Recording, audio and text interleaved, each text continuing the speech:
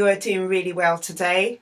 I just wanted to do a quick video just to let you know that Daughter Arise is 6 years old, and it's an amazing feeling to know that I have been serving the community and the public through all my endeavours for the last 6 years. I just thought it'd be really nice today to do like just a reflective video on how far I've come. And many of you may not know how Daughter Arise came about, and I want to share a little bit about that with you. Some highs and lows of my journey, some of the challenges, some of my achievements, and where we are going to be going in the future as an organisation, as a ministry. So I don't know if many of you know, Daughter Arise was birthed off the back of my experience of being through sexual abuse. Back in 2008, I felt led to write a book about my experiences of going through sexual abuse and my struggles and my journey in the aftermath, to try and help others to find hope, to feel encouraged that where they are now is not where, if they decide, that's not where they're going to be in the future.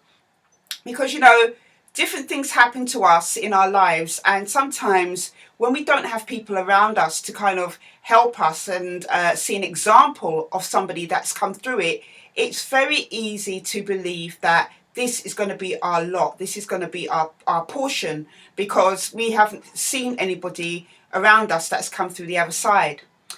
Daughter Arise, originally the name was called Talitha Kum, and that was based from Mark 5:41 in the Bible. One night I was going through some things where, back in 2007, where me and my husband were accused of certain allegations to do with abuse and sexual abuse and stuff, and we were right in the midst of it, and it felt like the world was against us. I felt broken down by everything that had been going on, not just with this situation happened in my life up until that point. So I remember one night I heard the words Talitha Kum, and I'd never heard the words before, and I got up and I said to my husband, I think the Lord has spoken to me. And I turned on my laptop and typed in the words as I thought they should be spelt. And it brought up Mark 5:41, and it was a story about Jairus' daughter, who had so-called passed. Everybody had written her off as dead. Jesus went to see her, but people were saying, forget about her, she's dead, she's written off and stuff. And those were the words he gave to me. And from that story, I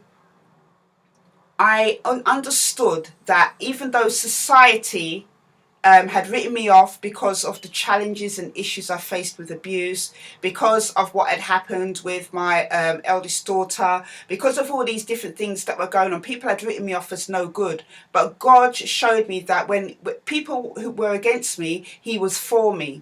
And that is where Daughter Arise came from, Talitha Kum. In the aftermath of all that, God delivered us out of such difficult circumstances, and also as well, we were vindicated in that, but also as well has been helping me overcome so much different challenges and issues left behind because of my experience of being through sexual abuse. So Talitha Kum translates to Daughter Arise, and that was the name I decided to give this organisation. It's about helping people to arise out of their circumstances, to go on to lead successful, productive, positive lives. So when I wrote the book back in 2008, all these things that me and my family had faced, I wrote about, and also my experiences. And then my book was published in October 2010. Off the back of that, I decided I wanted to do more than just write a story, share my experience and testimony about what I'd been through. I wanted to actually effectively help lives. I wanted to, the vision for that was birthed out of what I didn't have, leaving the care system. Back in 1994, there was no support networks out here like Daughter Arise that could help me, that could walk alongside me as I tried to navigate through life as a young single parent, and as somebody who was a survivor of sexual abuse. So that the need, not having that, has helped to birth the vision of what I believe that people need in the aftermath, and it has been quite successful.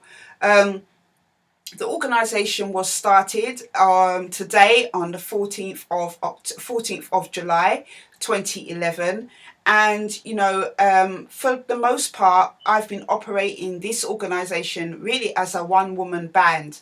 I have volunteers that rotate through and come through and help on different things like events or support group and things that we do.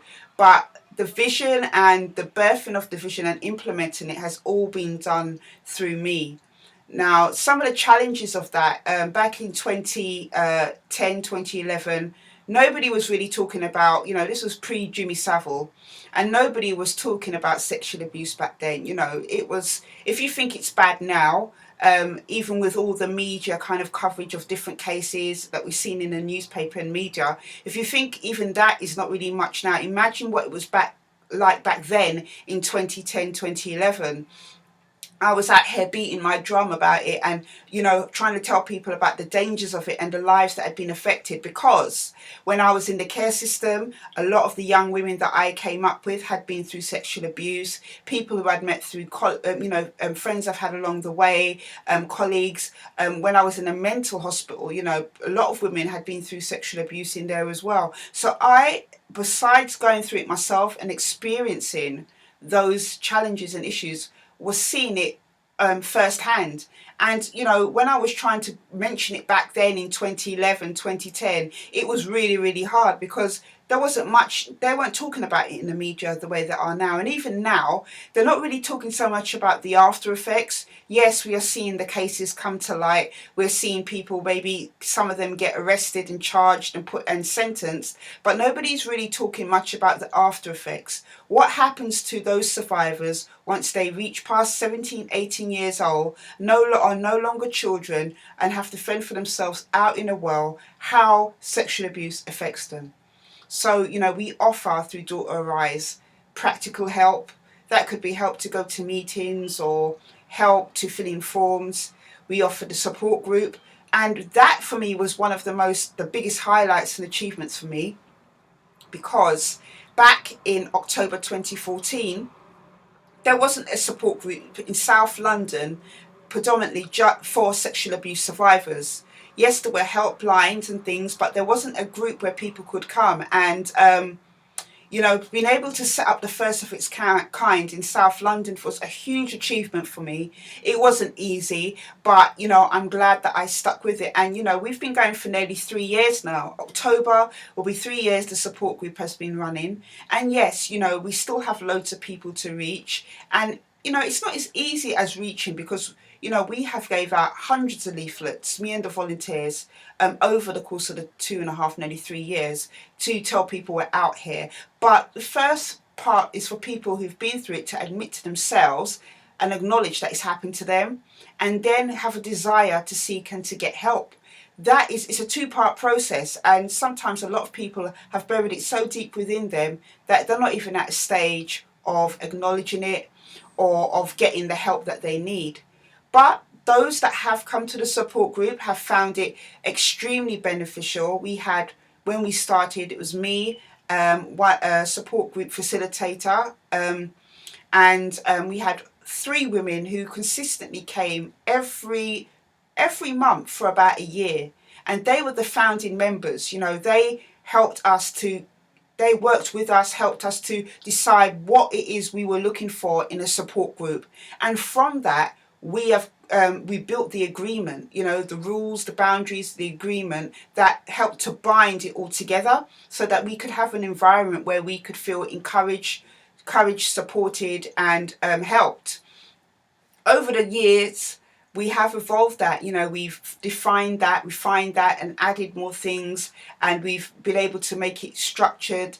And, it's been a fantastic resource. Those who have come, they've enjoyed it. And, it has involved self-sacrifice. Doing things that are of benefit to other people always involves self-sacrifice. Sacrificing of time, running a support group straight from working my paid job, coming in on the evening, preparing the sessions, to leading a group. this is all come from sacrifice. I am still running this organization 6 years later as a volunteer.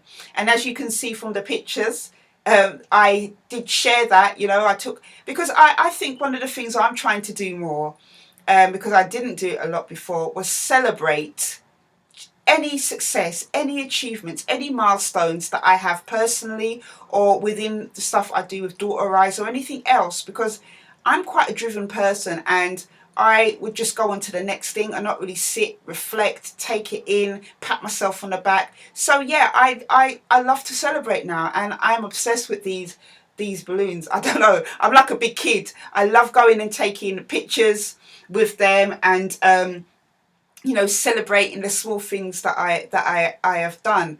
But it was a huge achievement, and is a huge achievement, to set up this support group and consistently keep it running. Um, some of the hardest things for me has been seeing some ladies who still have a hard time understanding that they can have a life outside of what's happened to them, that they can break free of their past. Um, and that predominantly has come down to a mindset issue, unfortunately. We'd be encouraging, helping women. And some of them have felt that they cannot get past their past. They have enjoyed the stuff that we've done, um, and and have felt helped by it, but their past has a real hold on them, and they've decided to go their own ways, and sometimes it has been probably not under the best of partings, of goodbyes. But I continue to pray for those women, and hope that one day that they can turn around and understand that their past doesn't have to define their future.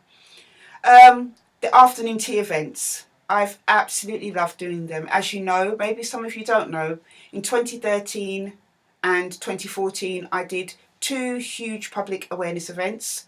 I got involved other charities like NAPAC and Mossack to come and deliver information on how sexual abuse affects lives in the aftermath and how it affects the adult survivor, and also as well warning signs and to look out for in children and how to best help them.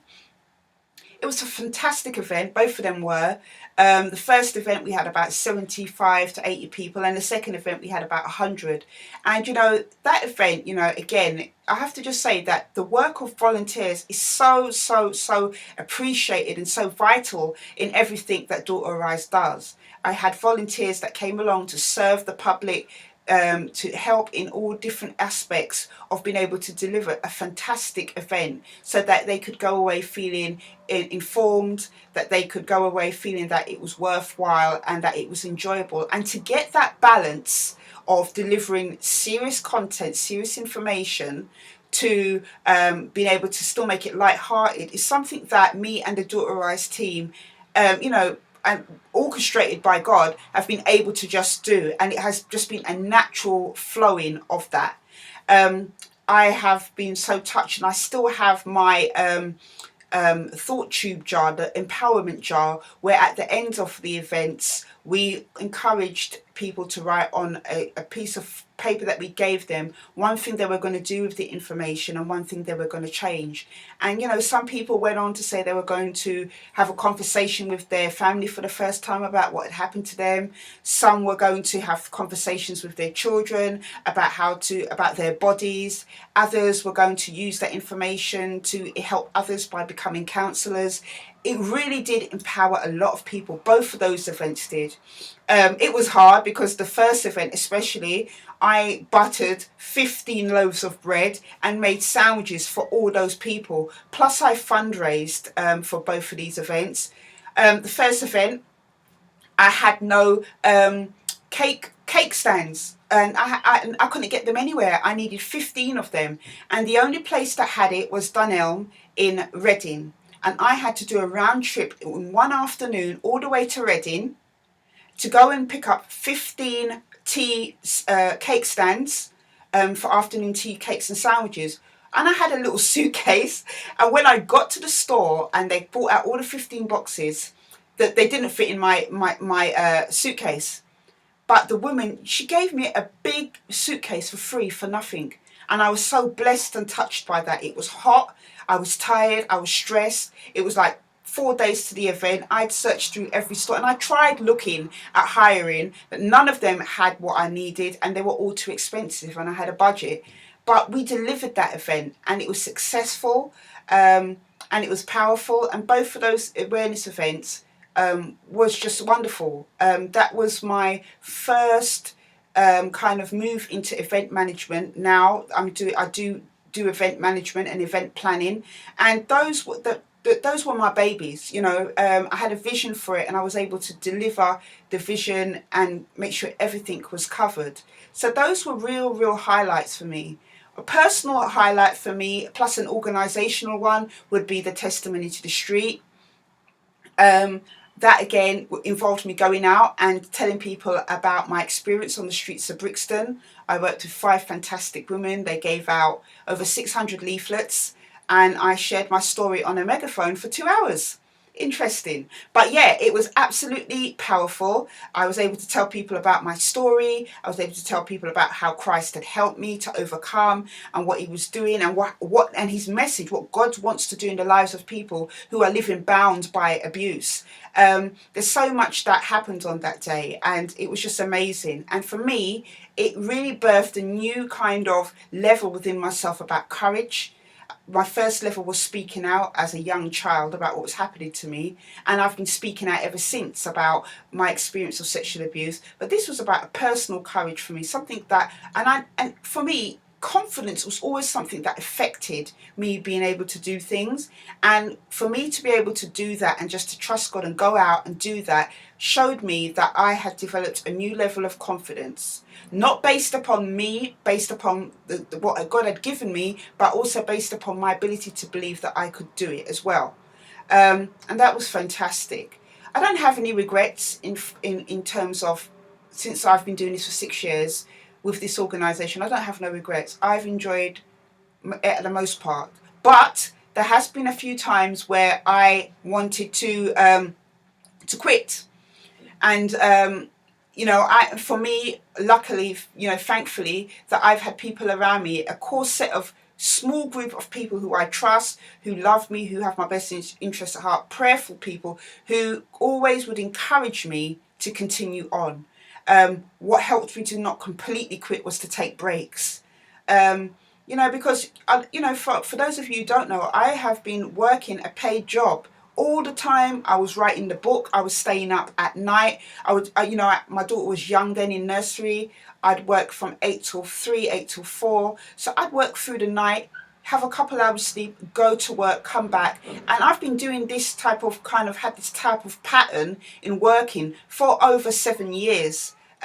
Going and doing talks, being booked to do public speaking events, booking time off to be able to do that. So I'm not self-employed at the moment. I'm still been working a paid job, and everything that I do, whether it's the support groups to doing events, fundraising, whatever I'm doing, it has been done in the times like the evenings or when I'm off on my off days from work. This is how I've been doing it for nearly 7 years. So the only thing I found difficult was the times I've wanted to quit. The times the message has been really hard to talk to people about, because sexual abuse is not something a lot of people want to hear about, but it's important. And I understand now, as time has gone on, through wisdom, through knowledge from God, and from seeing how society reacts to this, that even though they may not like the message, I still have to bring it. So don't shoot the messenger. But I have to bring this message because it's not about me. My experiences have not been about me. The message is not about me. It is about helping those who are going through it now and the future generations who are going to be coming up into the environments where they're going to be sexually abused. It's prevalent, it's common, it's not much talked about, and it's still a big secret in our society. And those things have made it extremely hard because it's not pleasant to talk about. And those in the times where I felt nobody was listening, I used to want to quit. And exhaustion kind of played a part in that. That's why I took the breaks. But, on the whole, I don't regret doing Daughter Rise. Even now, we're still a small organisation, still so much going on. Thankfully, I'm starting to get the right people who have come on board to help and support me. And that is really important to me, because we've had circumstances where people have tried to use or exploit Daughter Rise, and I've had to really, really closed ranks with a lot of stuff. But with the right people have come, it has made it so much easier. Those with the right intention in their hearts. And that is evident by the way that they talk and the way that they kind of embraced the vision for Daughter Arise. So things are really taking off and things are changing. Um, Best piece of advice somebody gave to me was this lovely lady named Jean, who at 43 years old, I think it was in her 40s, set up an organisation and, called the Wayside Community Centre. And she was helping people with mental health difficulties and the elderly. And I remember I was 3 years in and I was crying, saying I couldn't do it no more, blah, blah, blah, blah. And she said to me, Yvonne, I've been doing it for over 20 years. 3 years is nothing. And that has really helped to shift my mindset about looking at Daughter Arise and understanding that, the vision is long and my patience has to be long, my endurance has to be long. So I understand now that this is a long-term type of marathon that I'm in, and it's not going to be something that's going to happen overnight. In between everything, I am healing. I am Daughter Arise. I am healing. I am still in the process of going through things myself, and I can only go as far as I can, as I've been healed. And that has taken time. And I feel sure that more things are going to happen, and that the more things that I overcome is the more that I'm going to be able to push forward as well. But I've achieved so much. I've done so much. I'm working on new books. I'm developing resources through Daughter Rise, and I'm launching a new company as well that's going to go alongside that. So much blessing and so much things that have happened in my life, and I feel really blessed to be able to have been given a vision and be somebody who's a founder of something, a visionary, somebody who is doing something for the world, to help the world and to help the people in it. I feel completely honoured by that. So the plans are going forward is that, we're going to continue to do the things that we are doing, the support group, the helplines, the mentoring and befriending, the practical help. I'm going to continue to do the things that I'm doing to develop Daughter Arise. And, also as well, we are looking to help male survivors. It's something that has always been there from the beginning, because, sexual abuse doesn't just affect women, girls, it affects men, it affects boys. But, things have to be right before I launch that. There is a need down here in Brixton to have help for male survivors of sexual abuse, and there is help out there, I think. But I think I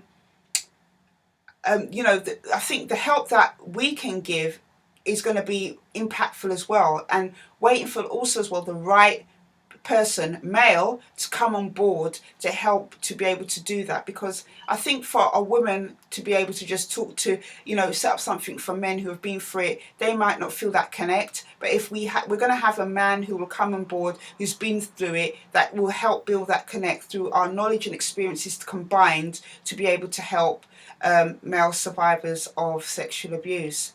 So yeah, that's what we're going to be doing. We're going to continue to do the things we're doing.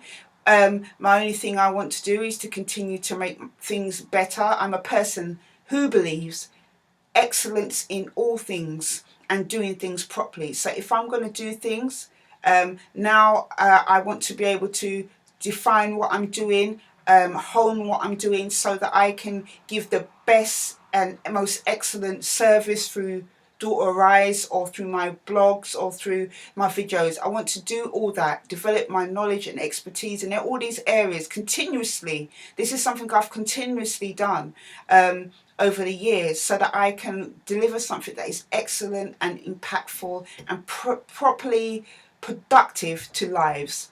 So that's where we're going with Daughter Arise. So happy birthday to Daughter Arise. My prayer is that it will continue to grow and to touch and bless lives. That, you know, anybody that comes into contact with this organization will be transformed by our work. And, you know, it's just been a fantastic journey so far. Hard. I've cried at times. I felt happy at times. I felt challenged at times. And, you know, I have to say glory to God, because He is the one that has pushed me through and given me the strength to carry on, and given me the favour and blessing and everything else. And He helped me to understand the vision and move forward. And yeah, I'm just really thankful and excited about the next episode in this chapter. And you know, I will be writing a follow-up book to Daughter Arise. And I will be, you know, I've got 2 books that will be launched this year. And you know, we've got the gift event coming up. So we will continue to do the things that we are good at, and that is empowering and helping and supporting those affected by sexual abuse. So thank you for watching. Please check out my other videos. You will see the Daughter Arise logo on one side of the screen, and you will see the next video that you may not have seen on the other. Please check those out. Please subscribe to this channel. Any support is always appreciated, and thank you to all of you who have supported so far. Also as well, check out my website, which is www.daughterarise.org.uk. That is the organisational website. You will see what we're up to on there, any events, meetings. Also as well, under the Yvonne's blog, you will see my Hope in the Future blog, which I publish every month. This month was about thankfulness, so please be sure to check out my blogs. And I wish you a good weekend, and I will see you on the next video. Take care.